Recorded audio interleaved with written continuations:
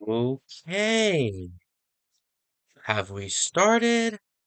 It looks like we've started, I think. Uh, yeah, okay, we've started. Hello everybody. This is Super Antorio, and welcome to my first live stream. Today we are going to be doing some Krita art, and let me just make sure. Yeah, so today what I'm going to be focusing on is what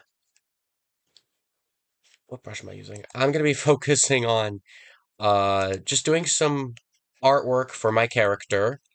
Uh I I still have the pencil artwork, but I really think that I need to update this guy and make him look more modern because the animations or the artwork I use in my videos now is just old artwork from like 2017, so I need to update it, and also I gave him a bit of a redesign between when I made those and now, so yeah, that's what we're gonna work on today. Uh, Before I get started, I just wanted to make sure that, oh wait.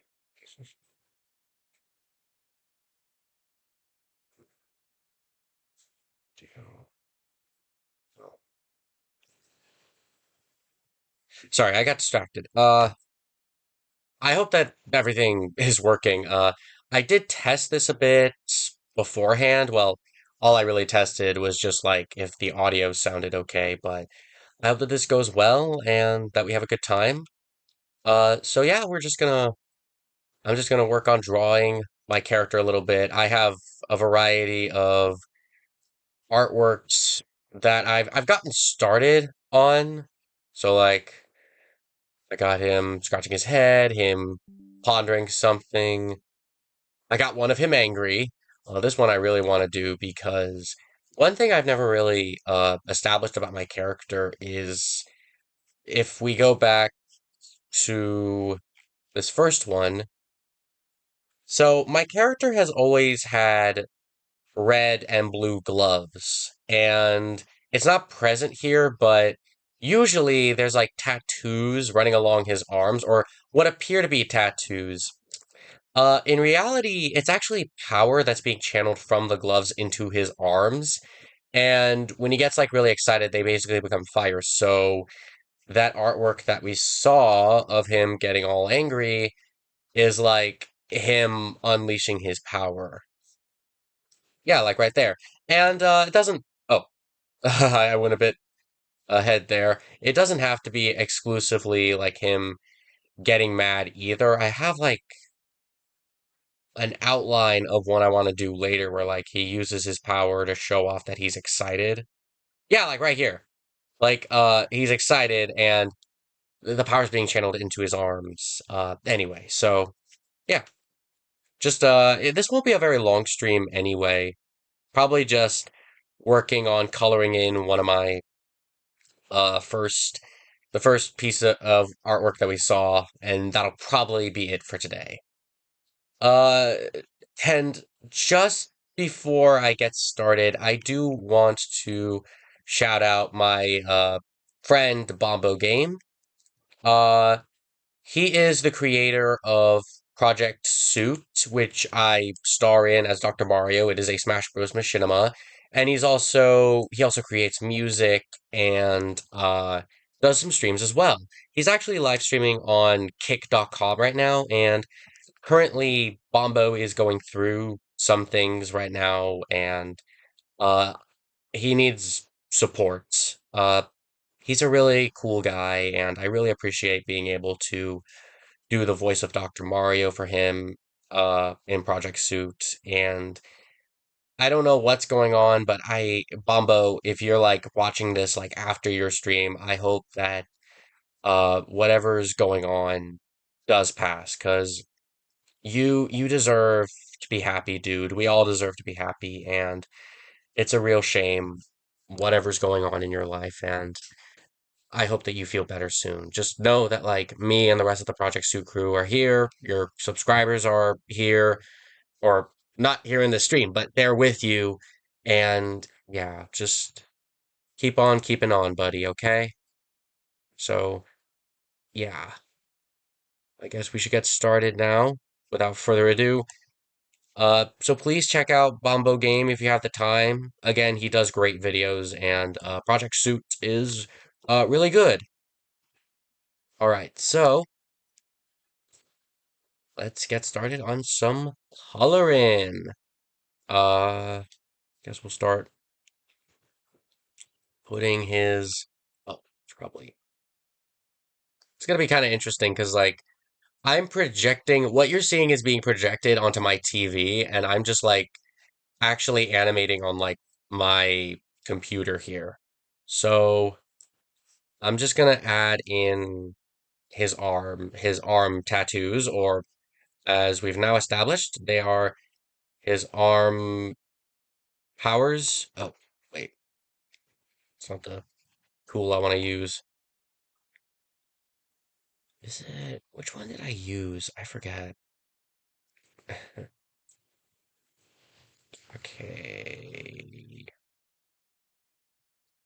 Definitely not. Okay. Well, I'm trying to figure this out. Why don't we talk about the direct? Uh, the direct that happened this morning. I thought that was a pretty all right direct. I mean, excuse me. It had plenty of there were a lot of things announced, but largely remake stuff, which, that's always good. Very surprising that we're getting Tomb Raider on the Switch. Like, who would have saw that coming? It's also, of course, the big takeaway for a lot of people is Paper Mario: The Thousand Year Door finally getting a remaster. That's really cool. I've always wanted to play Thousand Year Door. It always looked like a cool game, and finally getting to play it on. Well, technically, I'm sorry. I have played Thousand Year Door before when I was a kid, but I just remember being like really terrible at it and not really getting super far in it. So it'll be nice to finally get a chance to like experience. Okay, well, actually, okay, I'm sorry. There was one other time where I tried playing Thousand Year Door. Mm, That'll do for now. Uh, Basically, I tried. There's like a retro game store near my house, right? So I tried playing the game and uh it just crashed. Like I started the game, it worked for like a good 5 minutes and then it just like stopped working. I don't know why that is. So that sucked. Oh dear. So now with it being on Switch, hopefully I'll be able to get like the proper experience of Paper Mario Thousand Year Door because it's such a well received and beloved title. Sorry this is taking me a while. I'm trying to find like a good brush.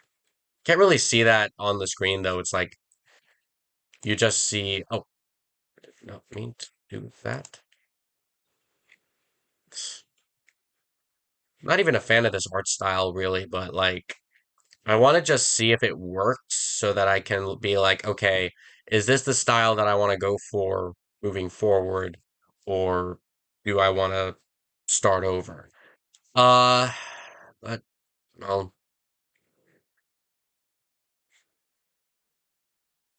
what brush did I use before? Uh,